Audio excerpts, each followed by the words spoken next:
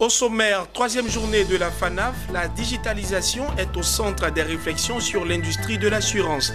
Nous en saurons plus dans cette édition grâce à nos envoyés spéciaux à Tunis. Et puis le nouveau siège de l'International Business Bank au Burkina Faso a été inauguré. Nous y reviendrons.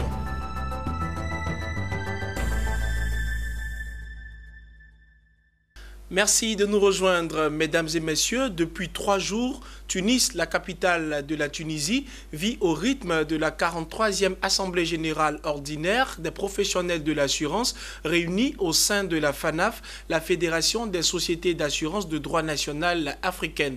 Dans le débat et autres réflexions sur l'industrie, cette année encore, les assureurs ont été interpellés sur l'impérieuse nécessité d'aller à la digitalisation s'ils veulent toucher de nouveaux clients et distribuer leurs offres. Plus de précisions dans ce reportage de Jean-Charles Sibahi et Léon Gilbert, nos envoyés spéciaux à Tunis.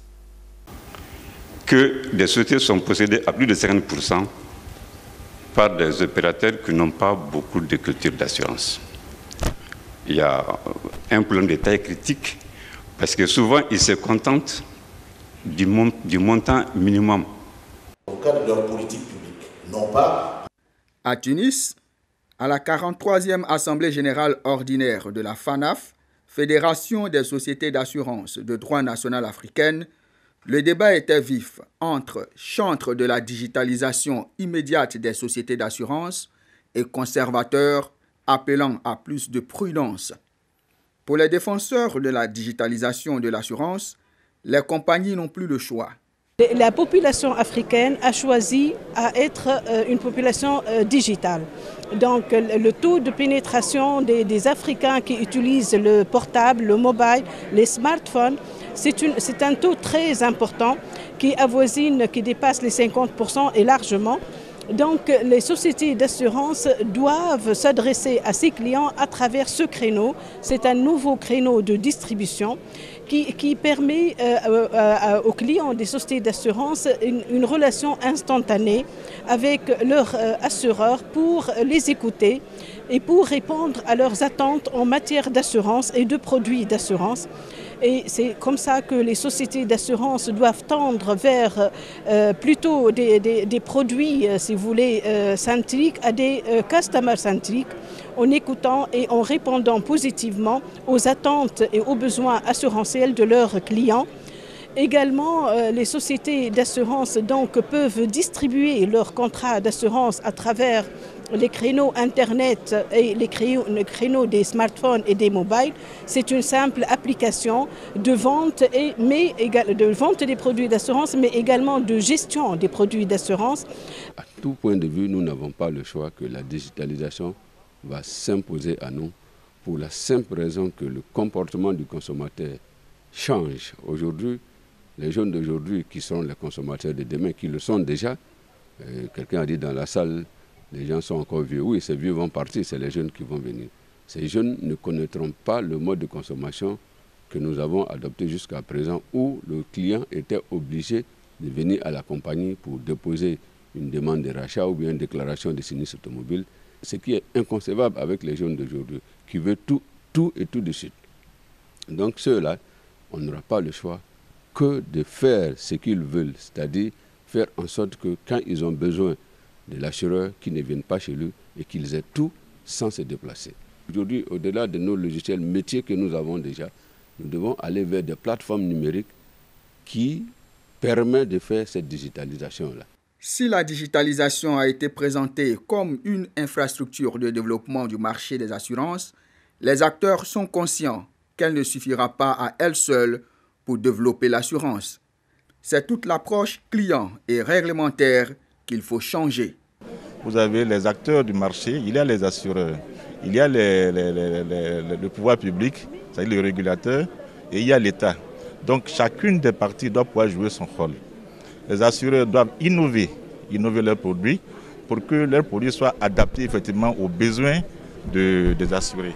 Au niveau de la régulation, il faut que l'environnement réglementaire puisse s'adapter. Aujourd'hui, on ne peut pas rester figé. Il faut faire évoluer la réglementation, les renforcer l'équipe de contrôle pour permettre vraiment à la CIMA et les autres régulateurs d'autres marchés de jouer leur rôle. au niveau des assurés, il faut aussi mettre en place un dispositif d'écoute client. Il faut que les acteurs que sont les réassureurs accompagnent les États dans cet objectif de collecte de primes. Je dirais mieux, de rétention des primes africaines sur le continent. Parce que ces primes doivent servir au développement de nos États. Et c'est pour ça que les sociétés d'assurance et de réassurance sont créées. Vis-à-vis des États, nous devons être à côté pour ce qui concerne les grands risques. Tenez par exemple, lorsqu'il y a des inondations dans nos pays, il y a lieu que les assureurs puissent mettre en place dans l'ensemble des pays africains des couvertures de catastrophes naturelles. Tout dernièrement, c'était Abidjan. On a vu ce qui s'est passé à Abidjan. Or, malheureusement, sur la place d'Abidjan, les sociétés d'assurance ne commercialisent pas ce type de produit. C'est aux réassureurs de proposer ce type de couverture aux États ou, à défaut, aux assureurs. Il est bon de noter que la 43e Assemblée générale ordinaire de la FANAF, qui se tient à Tunis, a pour thème « Quelle structure de marché pour promouvoir le développement de l'assurance africaine ?» Au Burkina Faso, la Banque de l'Habitat, devenue International Business Bank depuis le 2 octobre 2018, s'est dotée d'un nouveau siège officiellement inauguré. L'objectif visé est de créer les commodités pour mieux répondre à sa vocation de banque universelle, pleine et entière. Le commentaire de Lawani Babatunde. C'est un bel édifice, flambant neuf, de type R+6. Avec toutes les commodités modernes qui a été inauguré ce samedi 16 février en présence de nombreuses personnalités politiques, administratives et coutumières. Une forte mobilisation de la population riveraine et plusieurs délégations venues des 4 coins du Burkina Faso ont été enregistrées à cette occasion pour être témoins de cet événement. Cet édifice consacre ainsi le nouvel élan d'une banque moderne, performante et compétitive. Il répond aux exigences du secteur bancaire et au souci de satisfaire les besoins de la clientèle. En plus du confort et des commodités de travail, c'est un bâtiment de 5 étages comprenant une 50aine de bureaux, 2 halls commerciaux, des guichets d'opération, un espace VIP, une salle de conférence et 2 aires de stationnement des véhicules pour la clientèle et pour le personnel. IB Bank se veut une banque universelle pleine et entière. Elle intervient dans la banque de détail, le corporate et le financement de l'habitat. Avec ses équipements modernes et ses installations de dernière génération, entretenues par un personnel hautement qualifié et dynamique, IB Bank est aujourd'hui capable d'offrir les meilleurs services bancaires à sa clientèle.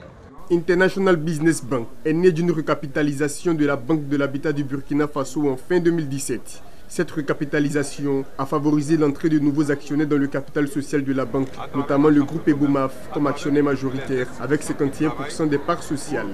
De banque spécialisée au départ, IB Bank est devenue ainsi une banque universelle pleine et entière avec un capital passé de 5 à 22 milliards de francs CFA et devient aussi la deuxième banque la plus capitalisée au Burkina Faso. Le Premier ministre, chef du gouvernement du Burkina Faso, patron de la cérémonie, a révélé que la naissance de cette nouvelle banque traduit la nouvelle dynamique que le gouvernement entend donner au développement. La nouvelle dynamique, ce n'est plus l'État, mais c'est essentiellement le secteur privé qui doit se mobiliser à travers la Chambre de commerce, à travers toutes les institutions qui travaillent pour réaliser des investissements dans le domaine de l'industrie, dans le domaine des infrastructures, dans le domaine des bancaires, pour que tous ces efforts-là convergent vers le développement économique et social.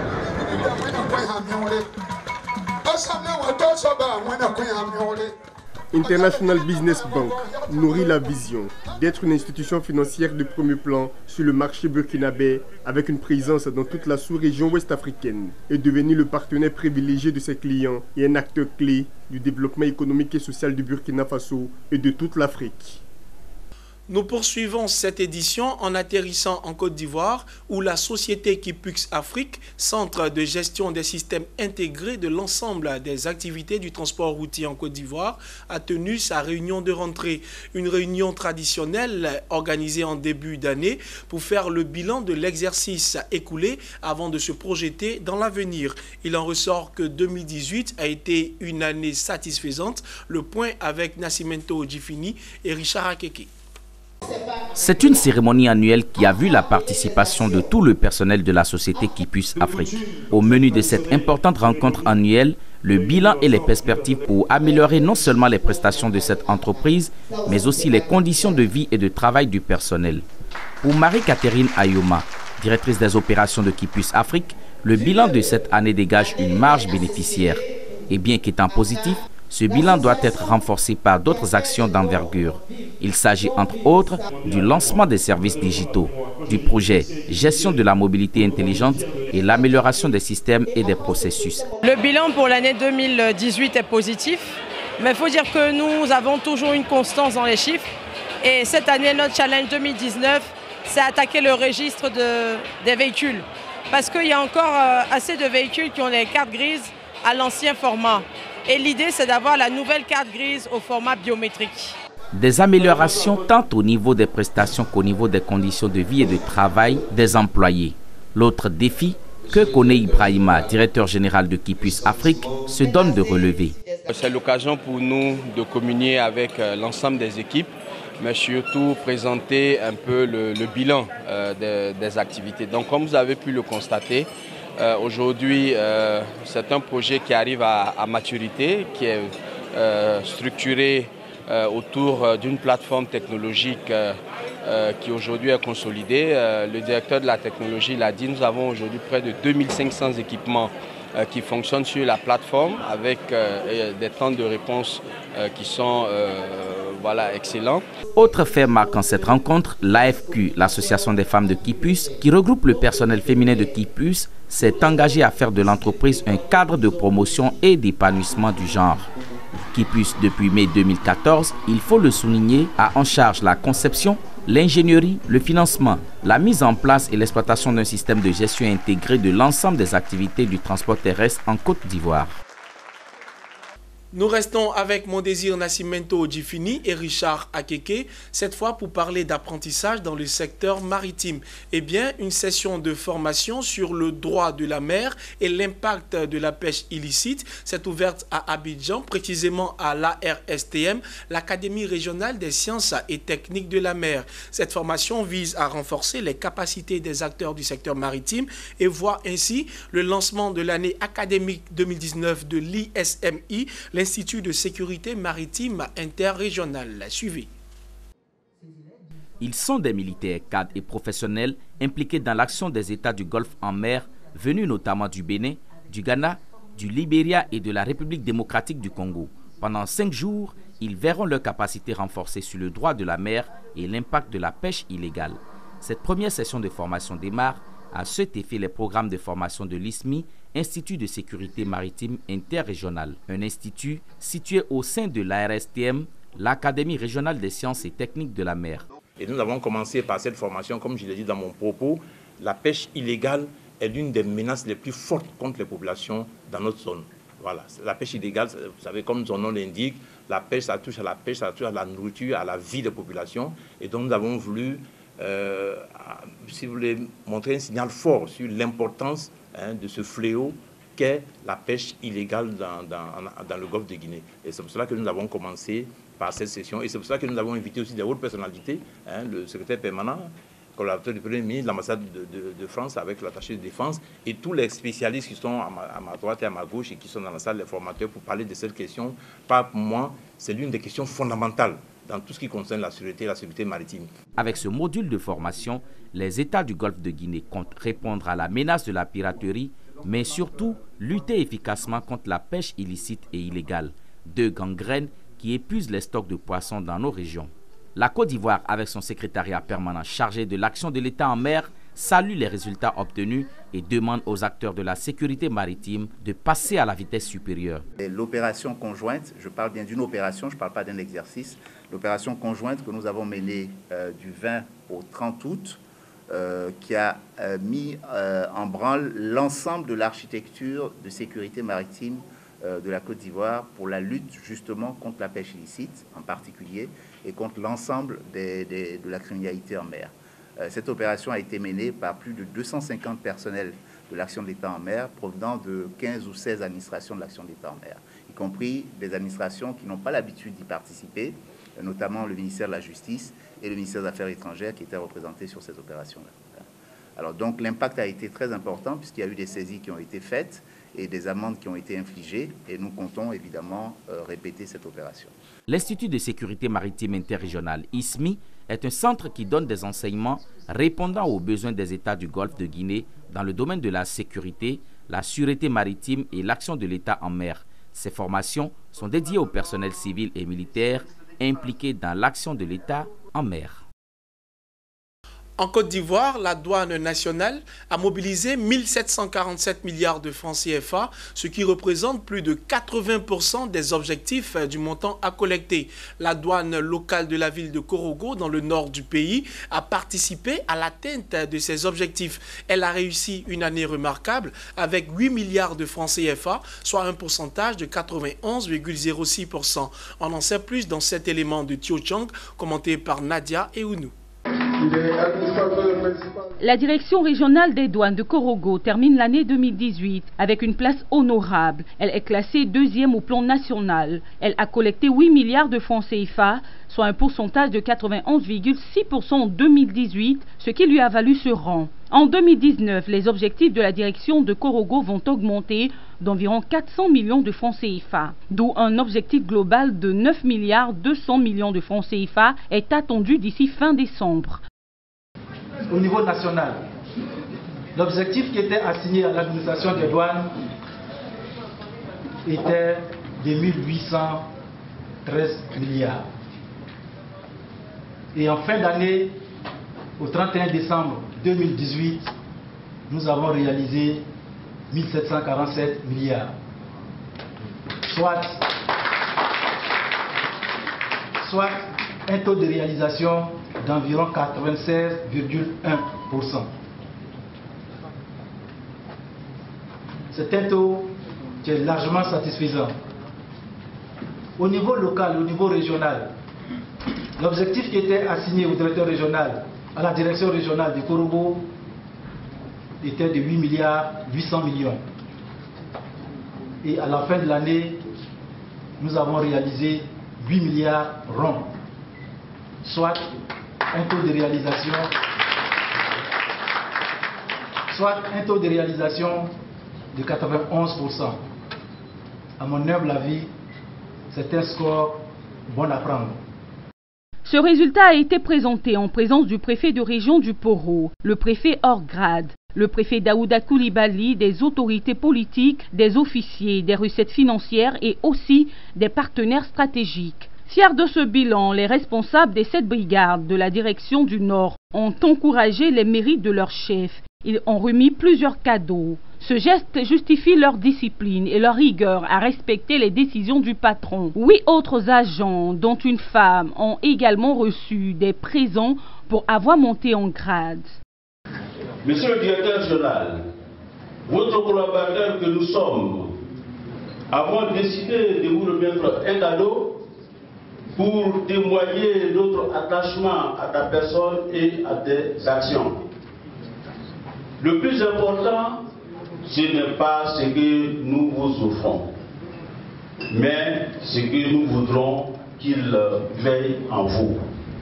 4 milliards en 2016, 6 milliards 200 millions en 2017 et 8 milliards 500 millions en 2018. Le colonel Kamagaté indique que le secret réside dans le suivi de la restitution des bilans de chaque année. Car, dira-t-il, au-delà des recettes, l'un des rôles principaux de la douane est de protéger l'économie contre l'entrée des produits frauduleux. Cette année 2019 est placée sous le signe de ce qu'on appelle des frontières smart. Des frontières smart pour des échanges fluides et le mouvement sans entrave des personnes et des marchandises. Smart, pourquoi? Smart, le premier mot de smart c'est S qui signifie sécurisation des frontières. Le deuxième mot, ce sont les mesures de performance. Le troisième, c'est l'automatisation des procédures et des procédés. Quatrième, gestion des risques. Et enfin, l'intégration des nouvelles technologies afin de faire une surveillance appropriée qui permet de lutter contre la fraude et la contrebande. Ces différents résultats avaient également séduit l'Observatoire africain pour la promotion de la bonne gouvernance qui lui a décerné un tableau d'honneur en septembre dernier. Cette fois en images, nous nous rendons en Guinée-Bissau où la Banque mondiale s'est engagée à aider à résoudre les problèmes d'électricité. Le Premier ministre bissau-guinéen et le représentant résident de la Banque mondiale ont signé récemment un accord de financement d'une valeur de 60 millions de dollars en faveur de l'achat de carburant qui permettra d'électrifier toute la ville de Bissau. Terminons en Centrafrique où le gouvernement japonais a alloué un montant de 2 millions de dollars américains à l'UNICEF pour porter assistance aux enfants affectés par la crise que vit le pays. Ce financement permettra de fournir une assistance vitale et d'offrir des services essentiels aux populations vulnérables, notamment les déplacés, les rapatriés et les communautés d'accueil dans les zones les plus touchées par le conflit. Mesdames et messieurs, merci de nous avoir suivis et de rester fidèles à votre chaîne panafricaine d'information économique.